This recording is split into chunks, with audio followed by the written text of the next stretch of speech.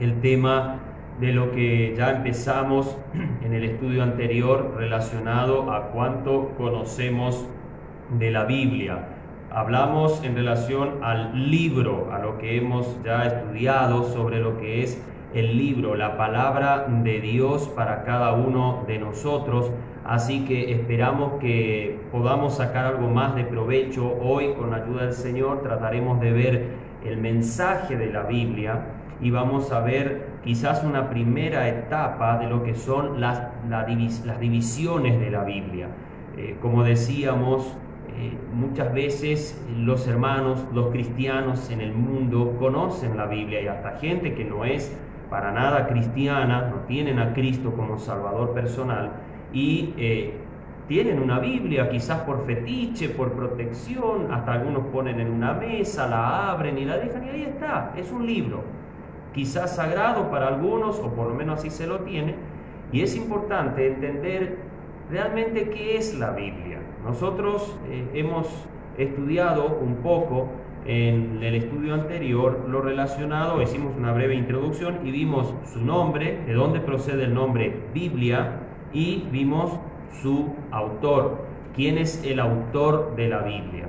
Habíamos aclarado en esto último que el autor de la Biblia es uno solo, Dios y nadie más.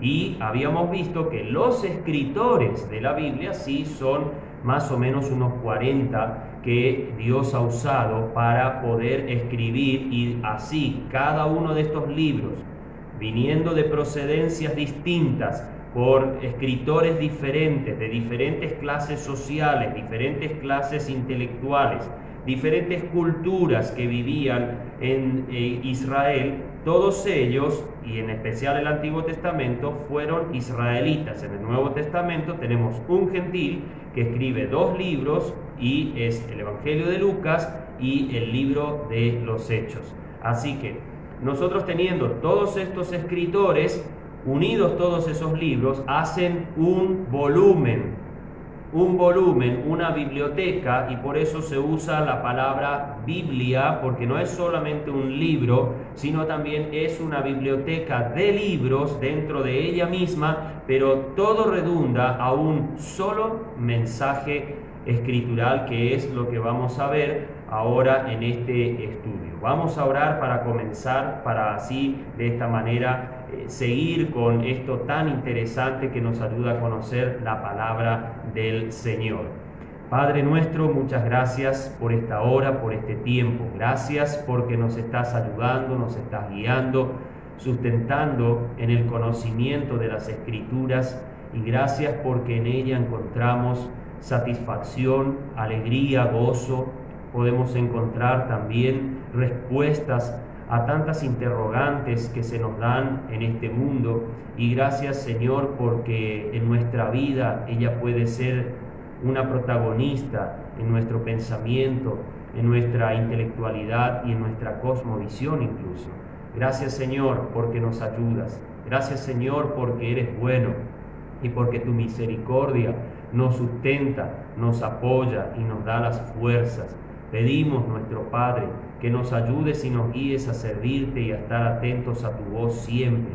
Gracias, Señor, por amarnos en Cristo, y pedimos que tu Espíritu nos ilumine, nos ayude y nos dé fuerzas para lo que será el exponer tu palabra en este tiempo. En el nombre de Jesús. Amén. Bien, vamos a entonces ir abriendo nuestras Biblias en algunos pasajes en esta jornada de estudio, y así vamos a tratar de ir viendo lo importante que es entender el mensaje de la Biblia. El tema principal de la Biblia es la redención, el tema principal, y la persona protagonista de la Biblia es Jesucristo.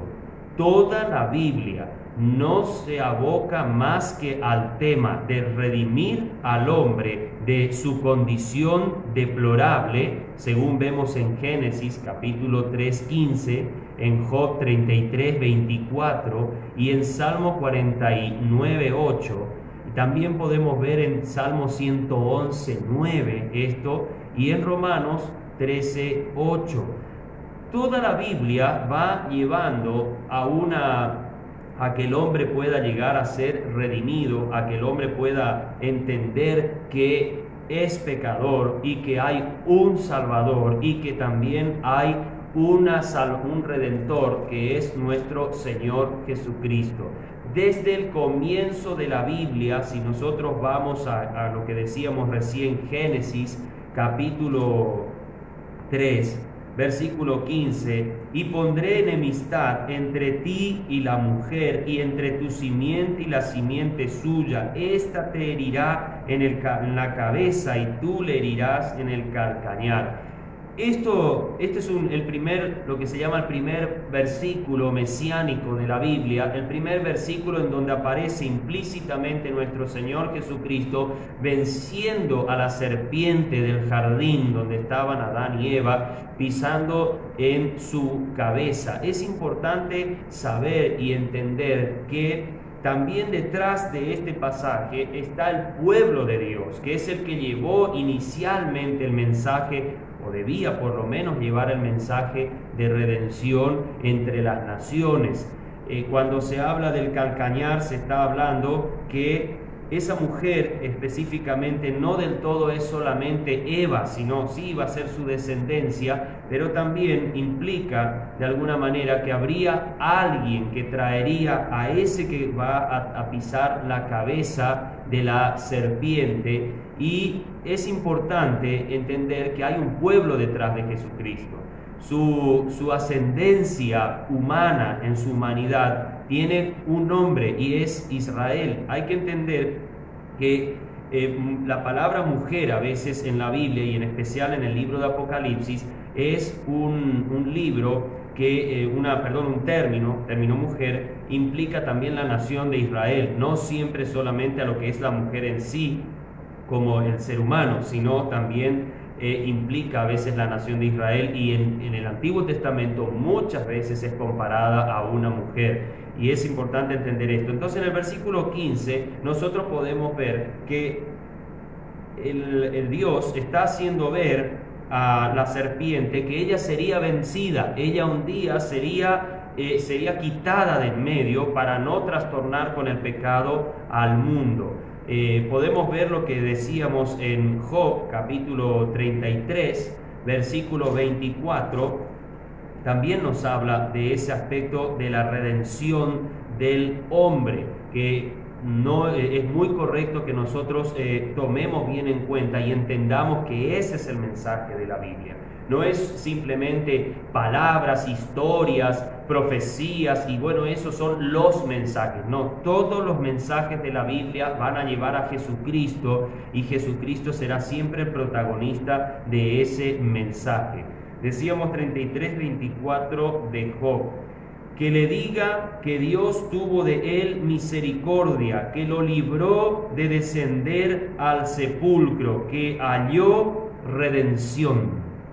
Job mismo ya reconocía que la redención, la posibilidad de salir del estado de pecado, es lo que le ayudaría a verdaderamente entender y saber. En este caso el que hablaba era Eliú, y le estaba haciendo ver a Job y a sus tres amigos que la redención solamente venía de Dios, y el único que podía justificar, el único que podía verdaderamente darle una nueva posibilidad al hombre en su estado pecaminoso es solamente Dios, nadie más. El único que verdaderamente puede en su misericordia, y tiene misericordia para con los hombres, aún hoy sigue queriendo salvar. Son los hombres los que no quieren aceptar la misericordia de Dios, pero Él tiene misericordia y quiere librar de descender al sepulcro. Cuando habla la palabra sepulcro es ir al lugar de castigo eterno. No quiere Dios que nadie vaya a ese lugar, pero los hombres, por su rebelión y por no querer tomar en cuenta el mensaje de Dios, solos por su propia cuenta se van a ese lugar. Pero es importante ir entendiendo a través de estos pasajes la importancia que tiene. Cuando nosotros vamos al Salmo 49, dice algo muy interesante. Es uno de los pasajes más claros en el Antiguo Testamento, en el libro de los Salmos por sobre todo, que nos ayuda a entender la importancia del acto de redención de nuestro Señor Jesucristo. Salmo 49, versículo 8. Porque la redención de su vida es de gran precio y no se logrará jamás. Vamos a leer desde el 5 para darle un poquito de contexto. ¿Por qué detener en los días de adversidad cuando la iniquidad de mis enemigos me cerque? Los que confían en sus bienes y en la multitud de sus riquezas se jactan. Ninguno de ellos podrá en manera alguna redimir al hermano, ni dar a Dios su rescate, porque la redención de su vida es de gran precio y no se logrará jamás.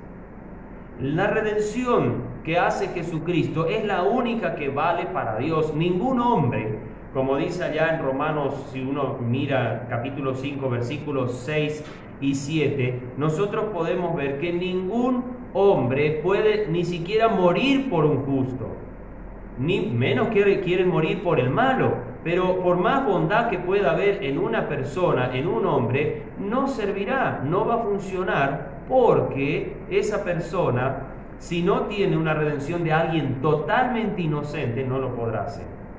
Nadie en la tierra es a tal punto justo, recto, puro y santo por causa del pecado. No hay pureza, aunque nosotros pudiéramos tener una vida moral intachable, totalmente bajo la ley y en una manera sin ninguna contradicción, sin infracciones de la ley divina, nosotros igual de todos modos no serviríamos para redimir a nadie, porque el pecado es una naturaleza en el hombre.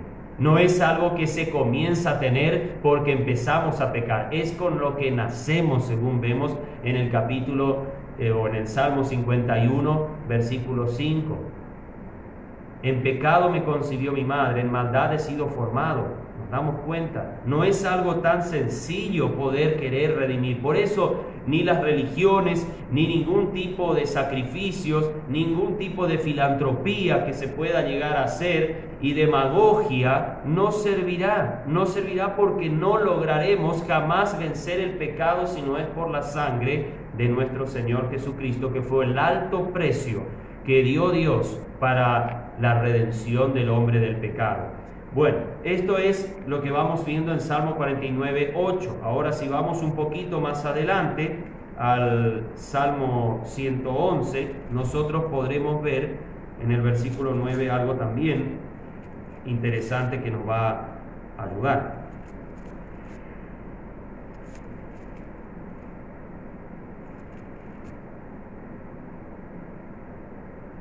Redención ha enviado a su pueblo, para siempre ha ordenado su pacto.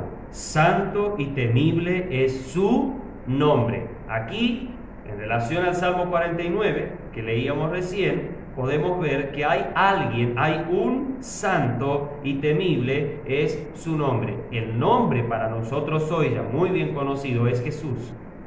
Es el único que puede redimir, es el único que puede dar libertad del pecado, redención, o sea, el alto precio a pagar. Ha enviado a su pueblo, hablando de Israel, para siempre ha ordenado su pacto. Aparte que la Biblia habla de la redención, habla del pacto que viene detrás de esa redención. Este pacto también es de alguna manera a futuro en la persona de Cristo, cuando Él instauró, cuando Él hizo el nuevo pacto ceremonialmente en la cena pascual que hizo con sus discípulos. Él de alguna manera instituyó en esa ocasión el pacto nuevo, lo confirmó con su muerte, derramando su sangre por las calles de Jerusalén y en la cruz del Calvario hasta morir.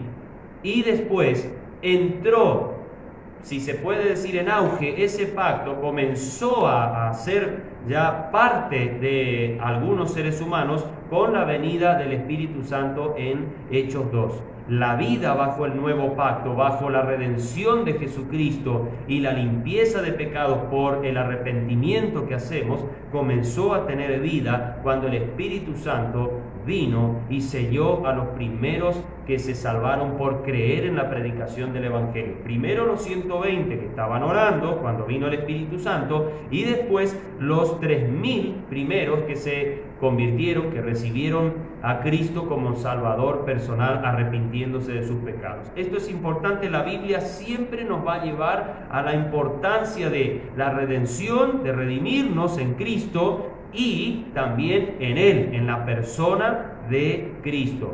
Vamos a un último pasaje todavía en relación a esto. No quiero abundar demasiado para no irnos en el tiempo, pero en Romanos capítulo 13,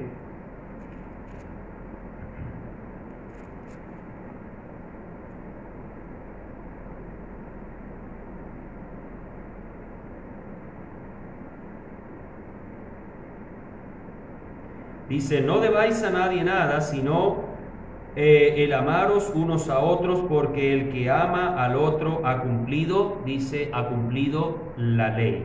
Para llegar a la redención debe producirse incluso en nosotros, debe haber en nosotros una seguridad de salvación, y también esa salvación, esa redención nos llevará a un amor completo por los demás. No solo hermanos en Cristo, sino también nos llevará a un amor a los perdidos. Hay que entender que el cumplimiento de la ley no nos da a nosotros redención bajo ningún concepto, porque el cumplimiento de la ley es algo que se ha dado a los israelitas, pero ni siquiera a ellos se les dijo que por cumplir la ley llegarían a tener o llegarían a poder llegar a ser personas justas, sino que la justicia de ellos era por la fe. La salvación de cada israelita en el Antiguo Testamento seguía siendo por la gracia, solo que esa gracia se aplicaría en el momento que Cristo vendría a morir por ellos en el pecado. Los antiguos testamentarios veían la cruz hacia adelante. Los neotestamentarios, nuestra generación, vemos a la cruz atrás. Ya se hizo el acto de redención, pero ellos veían para adelante. Por eso, una de las cosas que producirá el acto de redención en nuestra vida, cuando somos redimidos y limpiados en nuestra vida, va a ser el amar a nuestros semejantes, hermanos en la fe, y también a los que son perdidos incluso y no tienen a Cristo. Por eso el cumplimiento de la ley no servirá jamás. Ahora, el amor a los demás que produce el Espíritu Santo en nosotros es el que nos llevará a nosotros verdaderamente a saber que hay redención en cada uno de nosotros. Bien, si se nos habla también como mensaje de la Biblia de la importancia que Dios da a la redención de la humanidad, en especial de aquellos que ya creyeron en Cristo como Salvador en su vida. A su vez, la persona ejecutora de la redención es Jesucristo. La Biblia no le da tanta importancia a una persona, sino solo a la de Jesucristo. Ningún sentido tiene la palabra de Dios sin Él. Por dar algunos textos vamos a ver para que nos demos cuenta la importancia que Dios le da a su Hijo amado en la Biblia. Es cierto, no cabe duda que hay muchos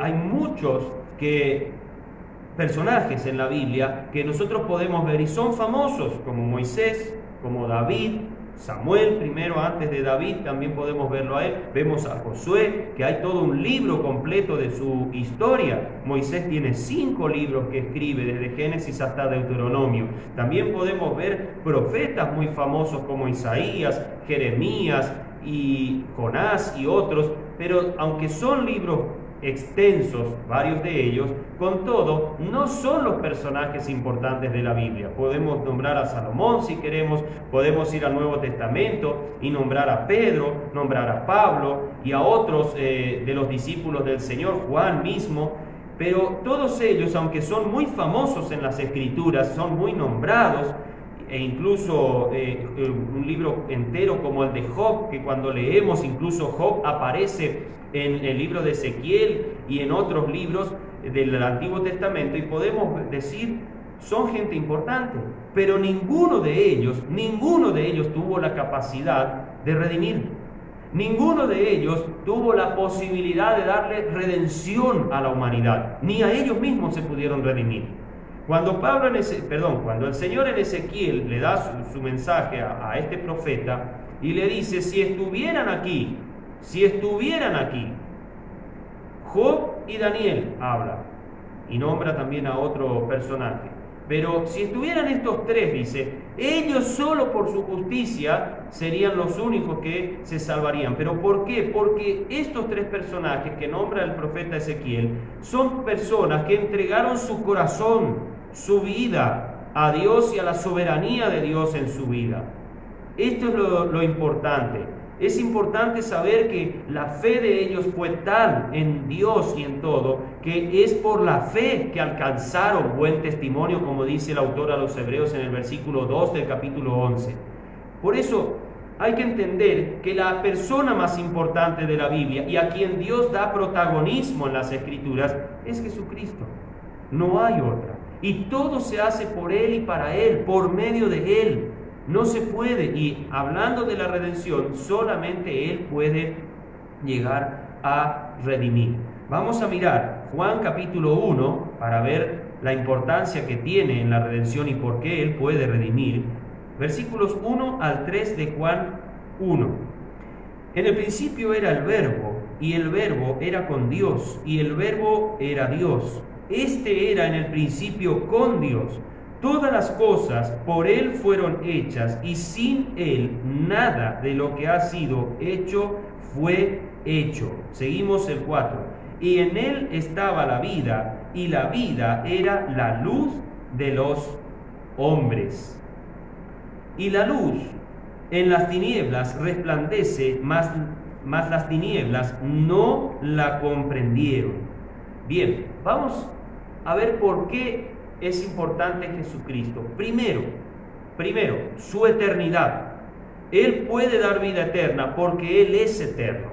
Él desde el principio, versículo 1, en el principio era el Verbo, no es que solamente empezó ahí, sino era alguien que ya estaba, alguien que nunca dejó de estar. El Verbo, y el Verbo era con Dios, y el Verbo era Dios. Esta característica que tiene Jesucristo es la más importante para poder ser el Redentor y para dar vida eterna a través de su redención. Sin la posibilidad de eternidad, Él no podría dar. Ningún hombre nacido de mujer, desde el Edén en adelante, puede ser Redentor o dar vida eterna porque no la tiene.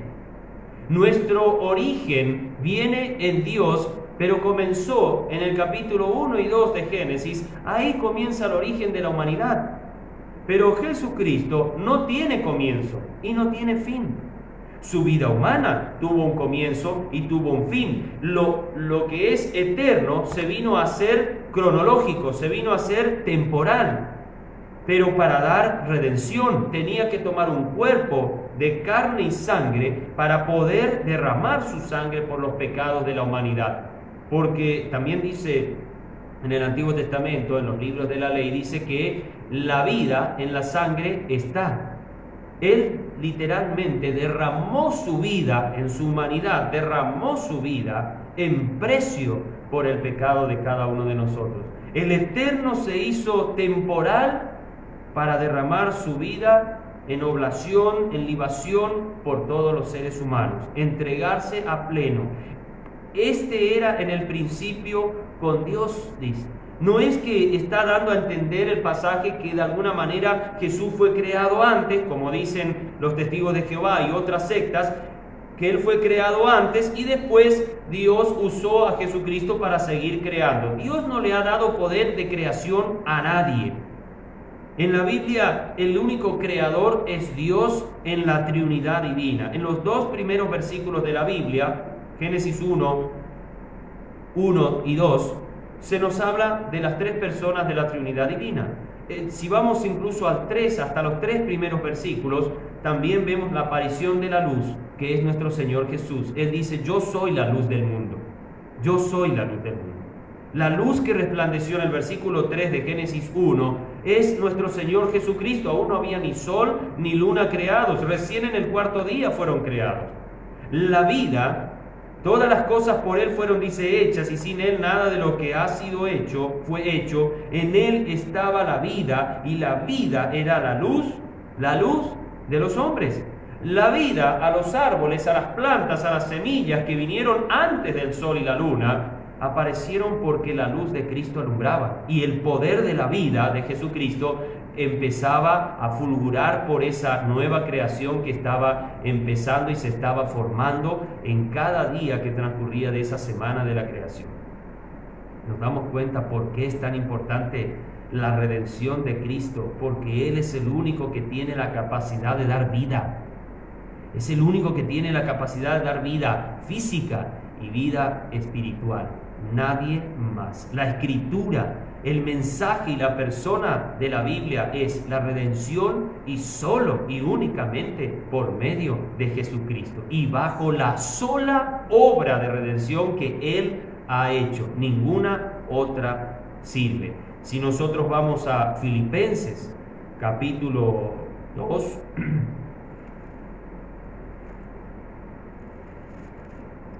versículos 5 al 11.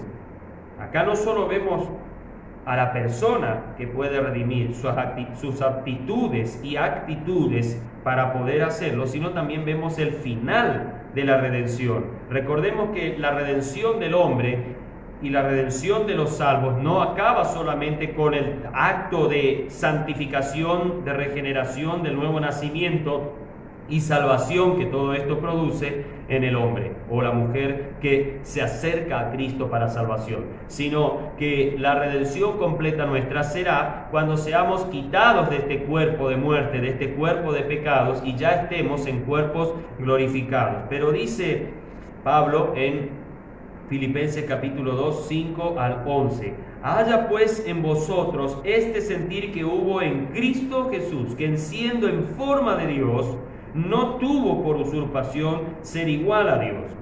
Sin embargo, se despojó a sí mismo, tomando forma de siervo, hecho semejante a los hombres, y hallado en la condición de hombre, se humilló a sí mismo, haciéndose obediente hasta la muerte, y muerte de cruz. Por lo cual Dios también lo ensalzó a lo sumo, y le dio un nombre que es sobre todo nombre, para que al nombre de Jesucristo se doble toda rodilla de los que están en los cielos y en la tierra y debajo de la tierra, y toda lengua confiese que Jesucristo es el Señor, para la gloria de Dios Padre. ¿Nos damos cuenta todo lo que hay acá? En este pasaje vemos el pasado, el presente ministerial de Cristo y lo que va a ser el futuro de su glorificación completa y total. Primero, Pablo hace ver que Cristo, siendo Dios, no es que ya dejó de ser, estando en forma de Dios, no tuvo por usurpación ser igual a Dios. Lo que hay detrás de todo este pasaje, y si ustedes miran, sin embargo, se despojó. No quiso ser igual a Dios primero. Se despojó a sí mismo. Tomó él forma de siervo. Él se hizo semejante a los hombres. Y él, hallado en la condición de hombre, él se humilló, dice, se humilló a sí mismo. También se hizo obediente él mismo hasta la muerte y muerte de cruz. ¿No? ¿Se dan cuenta cuál es la regla y por qué Dios aceptó el sacrificio de Cristo para redimir los pecados? Porque voluntariamente Jesús, Él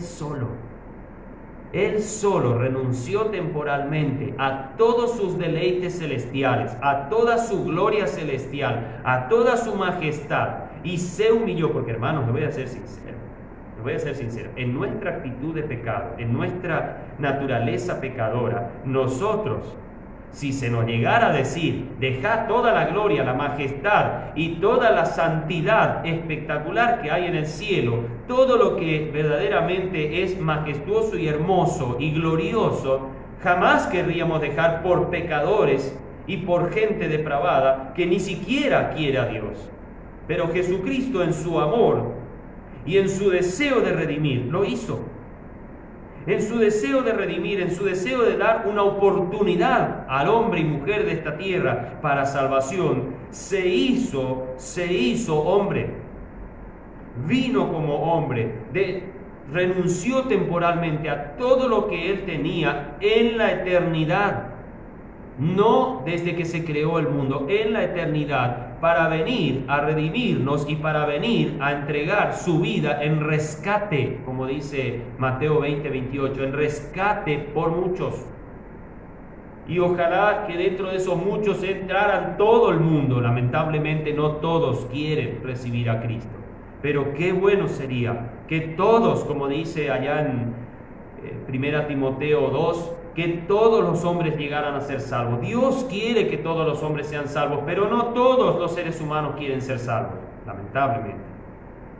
Pero Cristo vino, se humilló y dejó todo. Vino a este mundo que no tiene un gran futuro que ofrecer más que la temporalidad del hombre, el tiempo que Dios le da para vivir. Porque hasta eso depende para el hombre, que solo lo que Dios le da para vivir, no importa que no sea creyente. La vida del hombre va hasta lo que Dios dice y hasta ahí llegará. Pero Dios le da la oportunidad a través de Cristo al hombre para que por lo que hizo Cristo y por la redención y su muerte en la cruz, le da la oportunidad para que el hombre pueda seguir viviendo eternamente y para siempre con Dios e incluso en un mejor estado corporal que el que tiene ahora. No importa cuán bien esté ese cuerpo, cuán sano esté ese cuerpo, no importa. Dios le da algo mucho mejor que lo que este cuerpo mortal le podría dar. Porque aunque sea bello y aunque sea esbelto, aunque sea sano, con una salud inmaculada, con todo ello, este cuerpo es mortal. En cualquier momento puede cesar, puede morir. Pero en cambio el cuerpo de gloria que Dios promete a todos los que han aceptado el acto de redención de Jesucristo, ninguno de ellos va a perecer. Todos ellos tendrán un cuerpo glorificado e inmortal. Un cuerpo que no tiene corrupción, no se marchita, no se envejece, todo será bello. No solo eso, que también en la persona de Cristo encontramos la satisfacción de la verdadera justicia de todo y también incluso se encontrará de alguna manera la paga por todos aquellos que han hecho maldad hacia Dios y hacia los que han creído en Él. Por lo cual Dios también lo ensalzó, dice, a lo sumo, a Cristo, no le ensalzó a ningún otro personaje de la Biblia. No le ensalzó a David, no le ensalzó a Moisés, no le ensalzó a Job, no le ensalzó a Daniel, no ensalzó a Pablo, ni a Pedro, ni a Juan, ni a ninguno de los discípulos, ni a Esteban, incluso, que murió como un mártir delante de Dios, entregando su corazón, su vida y espíritu a Dios. Ni él lo hizo, le ensalzó al punto que ha ensalzado a Cristo. Le dio un nombre que es sobre todos. Sí, Moisés, Josué, David, Samuel, Daniel, Isaías, Jeremías han sido grandes hombres de Dios en el Antiguo Testamento, como decíamos. Pedro, Pablo, Juan, también grandes personajes en la Biblia. Tuvieron renombre, posiblemente, sí, son conocidos y respetados hasta por nosotros como cristianos que han dado su vida por el Evangelio y por la predicación del mismo, pero sobre todos ellos, y el nombre que se pone sobre todos ellos es Jesús, Jesucristo, para que en el nombre de Jesús, se doble toda rodilla de los que están en los cielos y en la tierra y debajo de la tierra, y toda lengua confiese que Jesucristo es el Señor, para la gloria de Dios Padre. Es tal en la exaltación por el acto de redención que hizo Cristo, es tal la exaltación de la persona de Cristo desde Dios hacia los hombres, no que los hombres van a exaltar porque se van a arrodillar delante de Él, no, es tal la importancia del nombre de Jesús, que en ese nombre Jesucristo es Dios el Padre glorificado. El Padre no busca gloria hacia su persona, sino es por medio de Jesucristo. Él mismo de alguna manera se atiene a recibir gloria por medio de Jesucristo. Porque para Él Jesucristo es la persona más exaltada, porque es su Hijo. Y porque es el eterno Hijo de Dios, el que habita en el seno del Padre. Es importante entender que si Dios el Padre recibe gloria por medio de Jesucristo, para gloria de Dios Padre, entonces esto nos tiene que hacer ver que Jesús no es simplemente el foco de una imagen de yeso, de estampita, de cuadro y de lo que sea. Jesucristo va mucho más allá, trasciende mucho más allá de nuestra esfera y cosmovisión de lo que tenemos en nuestra vida en el mundo. Es imposible agradar a Dios si no fuera por medio de Jesucristo. La Biblia dice en Hebreos capítulo 11, versículo 3, que sin fe es imposible agradar a Dios. ¿La fe en quién? La fe en Jesús, en Jesucristo, el único Redentor, la persona más importante de la Biblia, el que está a la diestra del Dios Padre. No hay otra manera de poder verdaderamente tener redención, y tampoco se puede verdaderamente encontrar a otro que Dios exalte hasta lo sumo, como ha exaltado a Jesucristo, a su Hijo. Nadie más. No hay redentor fuera de Jesús, no hay ninguno. Colosenses, vamos a la carta siguiente después de Filipenses, capítulo 1, versículo 15 al 20. Quien es la imagen del Dios invisible, el primogénito de toda criatura, porque por Él fueron creadas todas las cosas que están en los cielos y que están en la tierra, visibles e invisibles, sean tronos, sean señoríos, sean principados, sean potestades. Todo fue creado por medio de Él y para Él. Y Él es antes de todas las cosas, y por Él todas las cosas subsisten, y Él es la cabeza del cuerpo, de la iglesia, el que es el principio, el primogénito de los muertos, para que en todo tenga la primacía. Por cuanto agradó al Padre que en Él habite toda la plenitud, y por medio de Él reconciliar consigo todas las cosas, haciendo la paz mediante la sangre de su cruz, la cruz de Cristo, por medio de Él, así lo que está en la tierra como lo que está en los cielos. El mediador entre el plan celestial de Dios y el plan terrenal de Dios está en Cristo.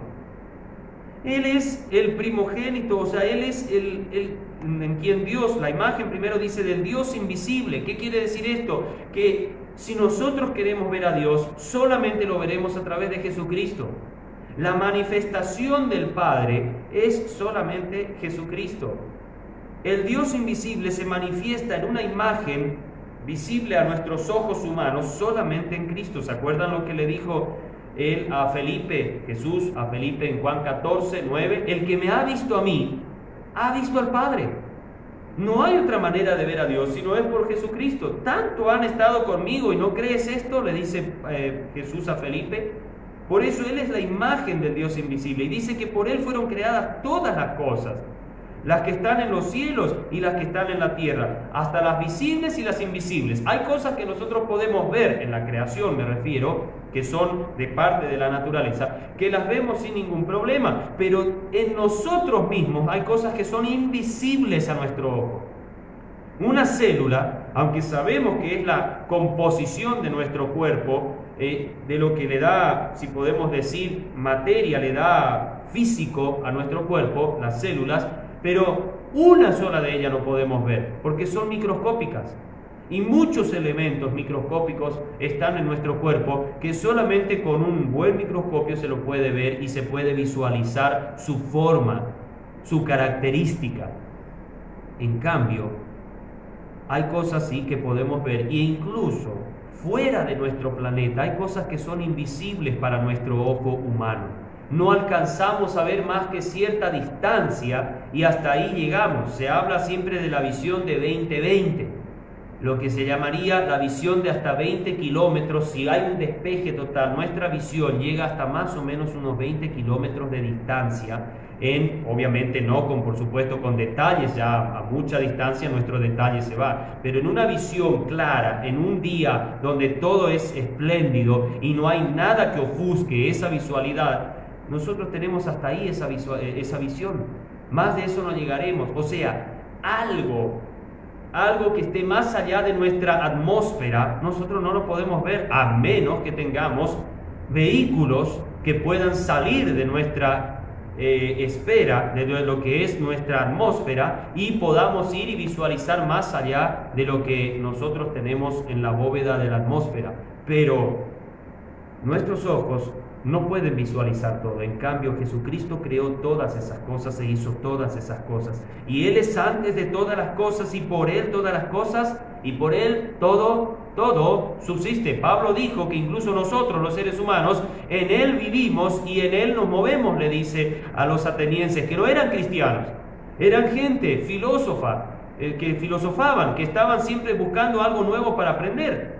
Pero sencillamente eran personas que si vivían, y aunque no conocían a Dios, no conocían a aquel varón por el cual Dios juzgará a los vivos y a los muertos, como le dijo Pablo, a ese varón que es Jesucristo, Él les dijo que en Él vivimos y nos movemos y somos.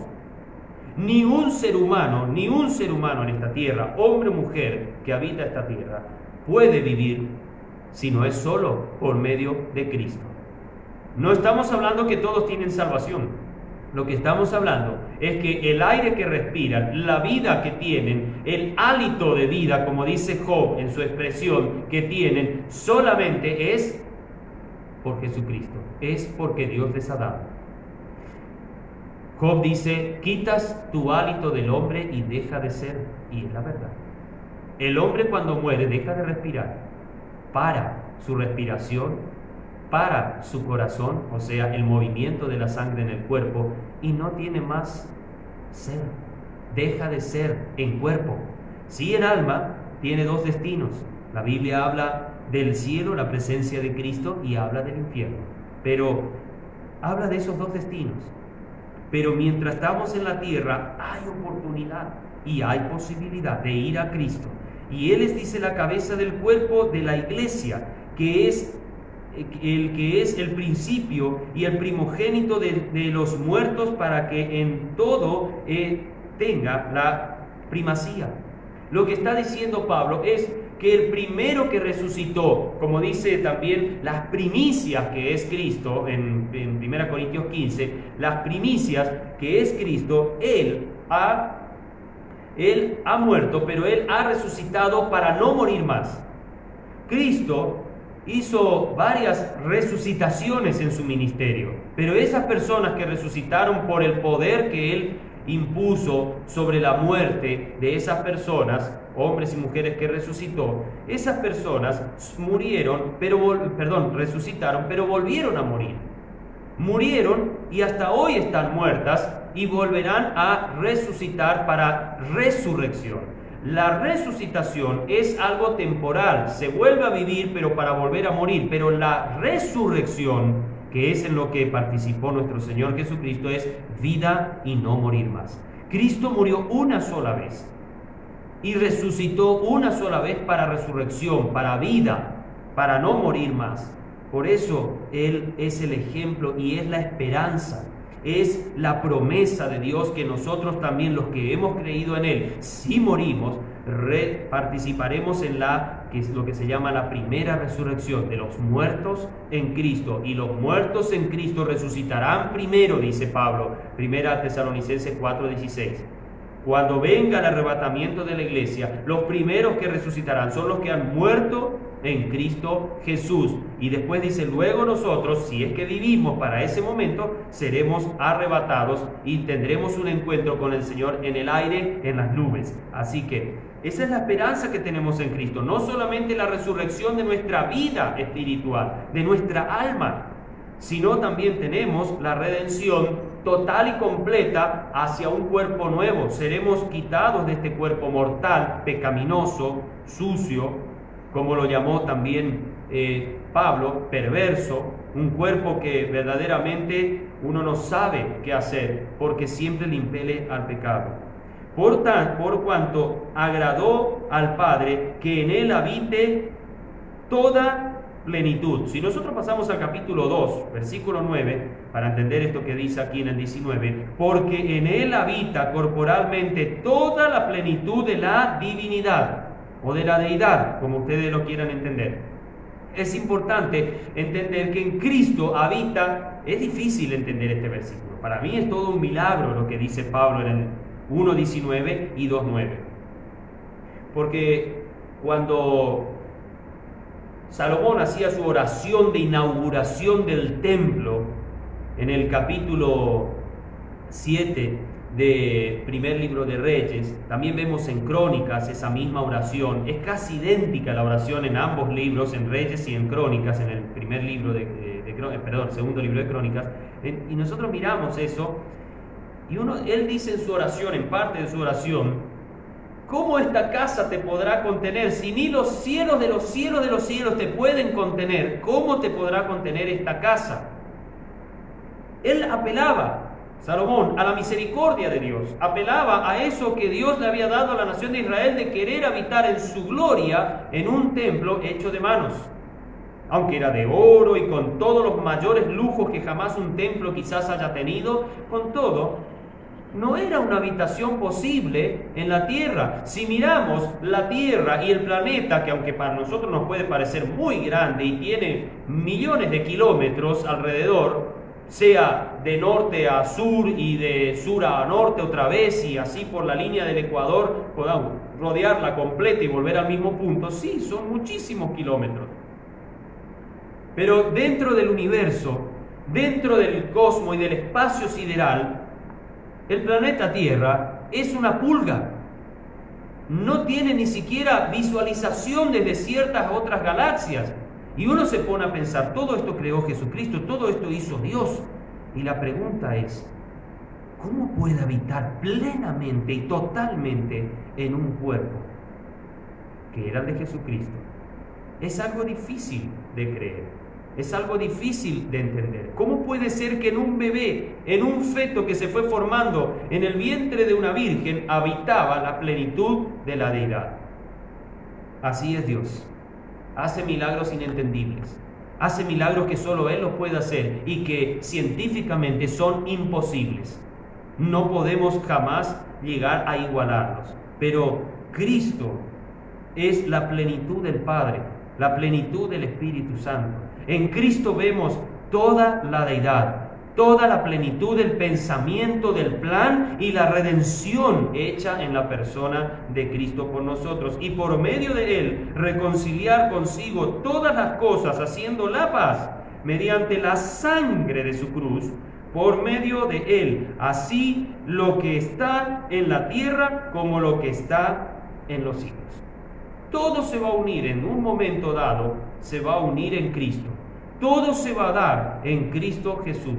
Nada dejará de estar que no se centre en la persona de Cristo, lo que está en el cielo y lo que está en la tierra. Esto lo vemos en Apocalipsis capítulo 5. A Él se le dará el poder, se le dará la majestad, se le dará el reconocimiento, y lo que está en el cielo y lo que está en la tierra se postrarán y adorarán a Cristo. Nadie podrá dejar de dar el honor que se merece Jesucristo. Y aunque Satanás se siga revelando, y aunque la bestia se siga revelando y el falso profeta, todos, llegado el momento, tendrán tendrán que humillarse y reconocer que Jesucristo es el Señor. En Hebreos capítulo 1, versículo 1 al 5, dice: Dios, habiendo hablado muchas veces y en muchas maneras en otro tiempo a los padres por los profetas, en estos postreros días nos ha hablado por el Hijo, a quien constituyó heredero de todo, por quien asimismo hizo el universo, quien siendo el resplandor de su gloria, Jesucristo, y la imagen misma de su sustancia, como vimos también en Colosenses 1:15, y sustentando todas las cosas con la palabra de su poder, habiendo hecho la purificación de nuestros pecados por sí mismo, se sentó a la diestra de la majestad de las alturas, hecho tanto más superior a los ángeles, cuanto que ha heredado más excelente nombre que ellos, lo que vimos en Filipenses 2, 9 al 11. Porque ¿a cuál de los ángeles dijo Dios jamás? Nunca lo dijo: mi hijo eres tú, hoy yo te he engendrado. Y otra vez dice: yo le seré padre y él me será hijo. Es importante, hermanos, que comprendamos la superioridad de Cristo en todo.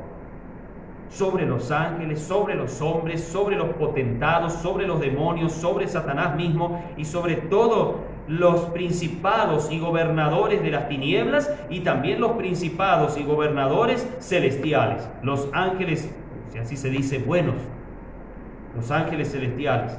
Cristo está sobre todo. ¿Por qué? Porque es Dios, porque es la imagen del Dios invisible que se visualiza a los hombres y se visualiza incluso a los seres espirituales.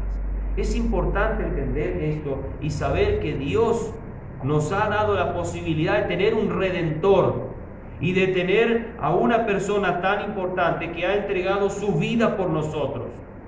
Como vimos en el pasaje de Filipenses 2, no escatimó dar su vida por cada uno de nosotros, sino que la dio completamente por nuestras vidas. En Apocalipsis, terminemos ya con ese pasaje, este estudio, pero en Apocalipsis capítulo 19, versículo 11 al 16, vemos lo que será la manifestación gloriosa del Señor Jesucristo, cuando todos procederán a sus pies, cuando todos tendrán que humillar su vida ante la victoria majestuosa que hará. Versículo 11 al 16 dice: y vi el cielo abierto, y he aquí un caballo blanco, y el que estaba sentado sobre él se llamaba Fiel y Verdadero, y con justicia juzga y pelea. Y sus ojos eran como llama de fuego, y tenía sobre su cabeza muchas diademas, y tenía un nombre escrito que nadie conocía sino él mismo, y estaba vestido de una ropa teñida en sangre, y su nombre se llama el Verbo de Dios. Y los ejércitos que están en el cielo lo seguían en caballos blancos, vestidos de lino fino, blanco y limpio. Y de su boca sale una espada aguda para herir con ella a las naciones, y él las regirá con vara de hierro, y él pisará el lagar del vino del furor y de la ira del Dios Todopoderoso. Y en su vestidura y en su muslo tiene escrito este nombre: Rey de Reyes y Señor de Señores.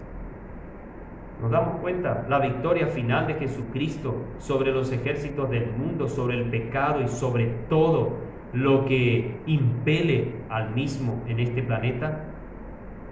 Es importante que entendamos, muy importante que entendamos, que Jesucristo es el protagonista de todo el plan de Dios, de la redención, del rescate y de la libertad de este mismo planeta. No hay ninguna persona que pueda ser el verdadero libertador si no es solo Jesucristo. Es el único que puede dar a este planeta la posibilidad de un futuro glorioso, y así será. No sabemos bien cuánto, quizás no falta mucho, algunos años más, pero este planeta será libertado. Vendrá el Señor de los ejércitos del cielo, el representante principal de Dios, que es nuestro Señor Jesucristo, el Rey de Reyes y Señor de Señores, y Él pondrá fin a través del derramamiento de la ira de Dios y el castigo de Dios, pondrá fin a la maldad y al pecado en este mundo. Que Dios nos ayude a valorar, a amar su palabra y a verdaderamente buscarlo de todo corazón. Y a quienes no tengan a Jesucristo como Salvador, que se apuren en encontrar la redención en Cristo, la salvación en Cristo. Está abierta y disponible a todos. Es solamente humillar el corazón, reconocer nuestros pecados, arrepentirnos de ellos y recibir a Cristo como Salvador personal. Que Dios nos ayude a verdaderamente amar su palabra, a amar este mensaje de redención, a amar a esta persona tan inconmensurable, tan inaccesible quizás en algunas formas, pero en salvación podemos llegarnos a Él. Dios nos ha dado esa posibilidad de acercarnos por medio de Jesucristo a Él, y que así lo podamos hacer.